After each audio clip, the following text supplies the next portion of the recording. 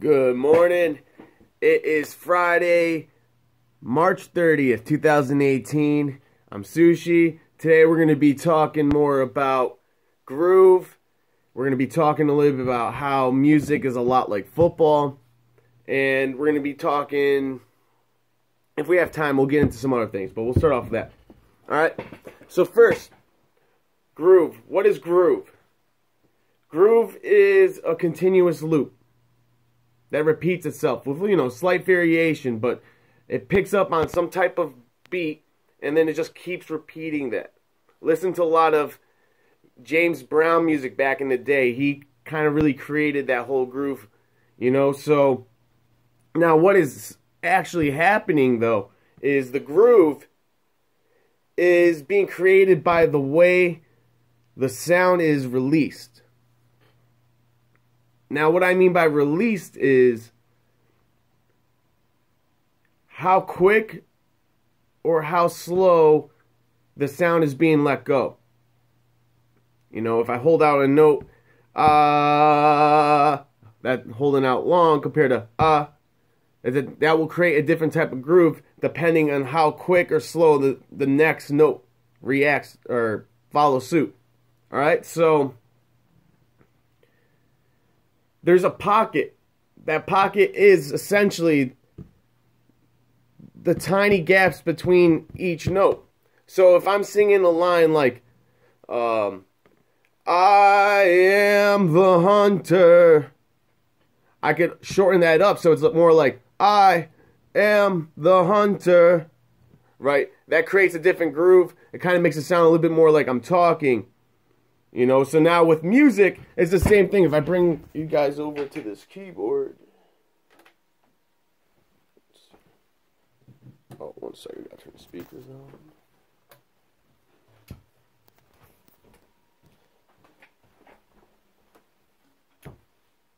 Alright, so same thing with music. Let's come up with a melody quick.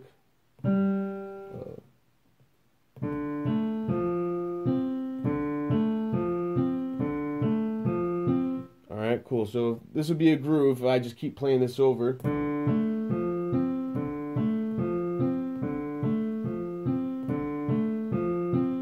I'm holding out the notes though.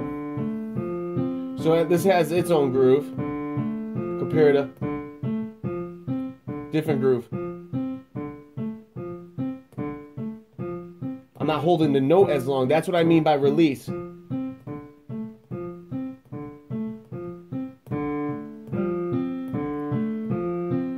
See, I'm holding it out again. It's a different kind of feeling. Cool. So yeah, same thing. That's with guitar. Doesn't really matter. Anything that can make music, that is essentially what groove is coming from. Alright? So, now this other kind of interesting idea I was thinking about the other day. Growing up, I played football my whole life. Love football. Go Jets. It's a struggle, but So, I was thinking about this. Football is a lot like music in the context that it's a team sport. Music's a team sport, essentially. Low range frequencies, the mid range frequencies, the high range frequencies, they all have a specific duty. They all have a specific role, a job, and if they don't fulfill that job, the rest of the team, or in this case, the rest of the composition suffers. Alright, so, another interesting thing is like every team has their star, that star player. Every song has a star player. Is it the guitar lead? Is that the star player? Is it the lead singer? Is the lead singer the star player? Like, their voice is just awesome. It's dynamic. Think about it. But without the other instruments, it's going to be missing something. Listen to Stevie Ray Vaughan. The guy was incredible at the guitar. Maybe the greatest ever, right? He still has backtracking music. He still needs the bass, he needs drums, he still needs maybe if there's a rhythm guitar or a piano or something, that's still there because that's the harmony. in music we have melody and harmony, and that's the complement. I was talking yesterday a little bit about complement and contrast, melodies and harmonies. All right, so every instrument's important, even the quietest ones that we don't even hear. They're important in their own sense. That, all right, say maybe I have the sound effects. It's just like a random drone type of sound, but I want it in the song, but so quiet that you can't even hear it. Well, if you can't hear it, then what's the point of even having it? Well, it creates almost like a backdrop for the sounds that are louder to appear even closer to the listener. It creates the illusion of depth. You know, so putting sounds really far back, it might even create a little bit of a movement if you pan it from right to left, left to right, whatever. You know, so,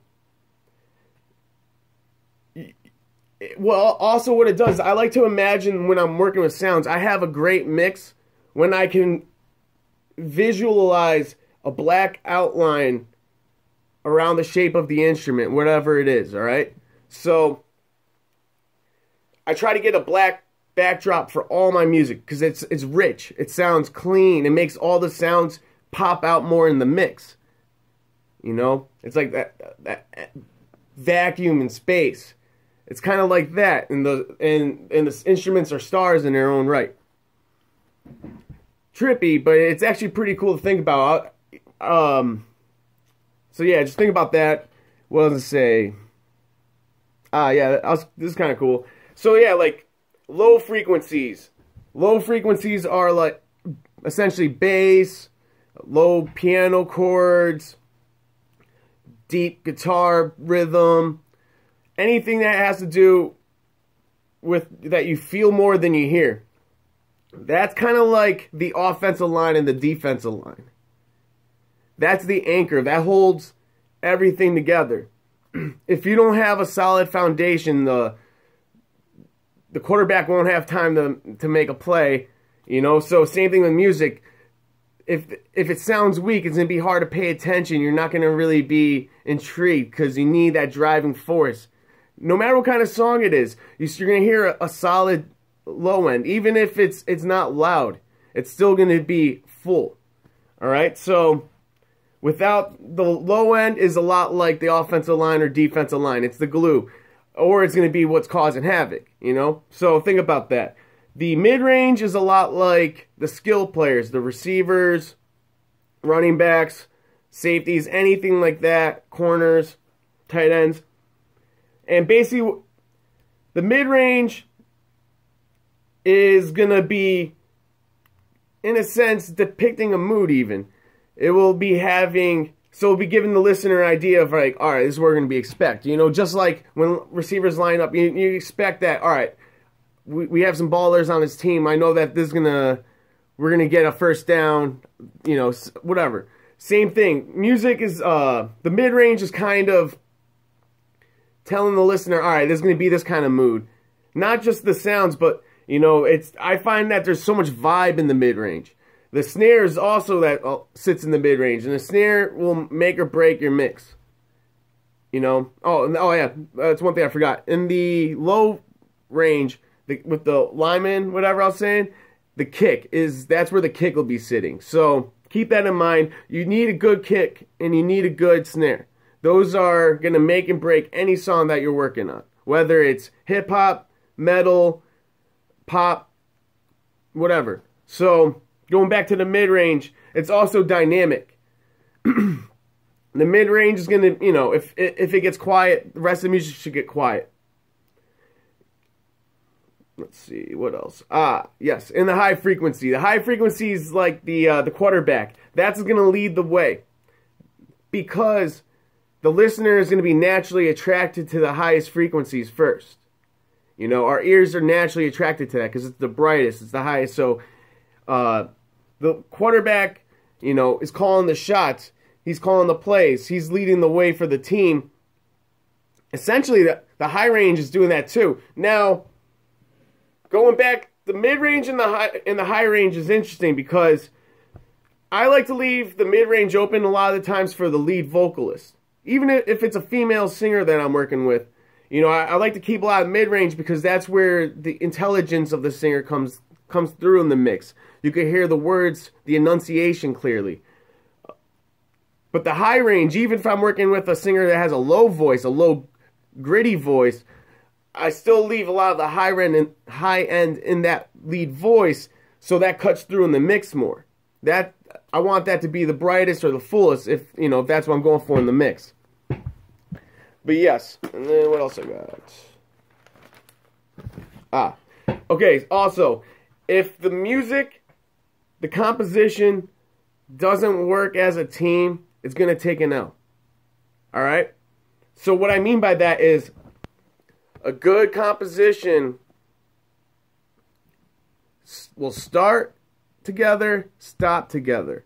Maybe it starts with just strings, but then when it drops, multiple instruments will start on time together. Not hit one, the hit on the downbeat, and then one instrument's clearly late and it didn't sound intentional. You know, you want everything to start together. You want everything to cleanly end together.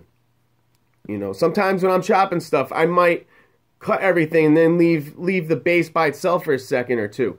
Those are, you have to go off of what you feel most importantly. But I always keep in mind though that if I'm working with a band, the band should start together, the band should stop together, if on time. If it's a hip hop beat, same thing. You're doing chops where the rapper's rapping, and you cut out the beat for a second, let the vocals be by themselves. Always at least try to see if it sounds great first, starting and chopping it so everything stops together and starts together. What else? A good composition stays in its lane. That means that the instruments aren't trying to do too much, or they're going into other, essentially, role's job, trying to do another role's job. So if I have a bass, I don't have the bass trying to fight with the lead voice. You know, that would be like the old lineman trying to play the quarterback. You know, maybe unless it's a trick play, that's not happening. So what happens is you want to try to get the mixes separated, the instruments separated in their own space. And then as well as what you're composing, you don't want instruments to be fighting with each other. You want them to either be in sync with each other, kind of, or harmonizing each other. But, you know, if your mix feels busy, it is busy. Remember that. Less is more. You know, I know there's also, I forgot what it's called. It's the opposite of minimalism. It's maximalism or something like that. But basically, it's more is more. And that's fine. If you're intentionally going for that, go for it. But if you don't know what you're doing and you're just adding sounds for the hell of adding sounds, try muting some and let the beat breathe more. Let the beat be more simple. Also, a good composition's dynamic. So what dynamics are is the fluctuation in volumes. You're able to go from quiet to loud.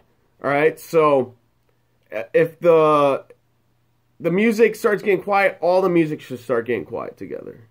If the music starts getting louder, dynamically, the velocity of how hard or soft the sound is being played should increase.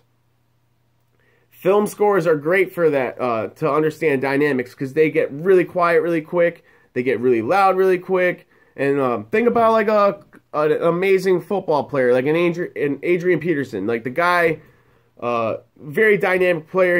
You don't know, anytime he gets the football, he could take it to the house. You know, and basically that's the dynamic of a football player. The dynamic of a song would be being able to start off really quiet, and then all of a sudden get really loud. You know, it's that explosion. It's that whoa. That is dynamics, and you know, so that's just some food for thought. You know, I hope you all have a good weekend. And I will talk to you on Monday. Thank you.